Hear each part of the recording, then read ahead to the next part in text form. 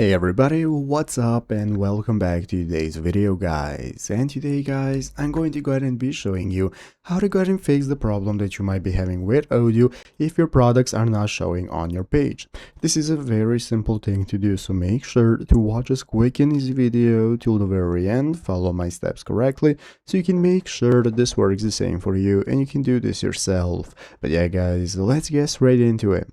So the first thing we want to do is to go ahead and open up the official Odoo website right here, odoo.com, if you have not already. So if you do not already have it opened up, go right there and it's going to open up this main page. From there in the upper right corner, we can get started with logging into our account. So if you do not already have an account, just go ahead and log into one or create one if you need one. So once you've logged in, this is going to be the home page. From this home page at the top of the screen, we can access the editor mode where we have the configuration tab, site settings, and so on. So let's go and take a look at how to fix the problem if your products are not showing. As you can see right here in the official Odoo forum, we can find similar articles and threads on people asking the similar questions on creating a shop but the products don't appear. So basically guys, here we have some answers by somebody more knowledgeable about Odoo and developers on what may be causing this problem, such as the product visibility, where you want to make sure your products are set to be published, the website theme and design, and sometimes the theme and website design might not include a block for products by default that you need to go ahead and import yourself, and so on. So what you want to do is go to the Odoo forums right here. Go to the Odoo forums, search for this kind of topics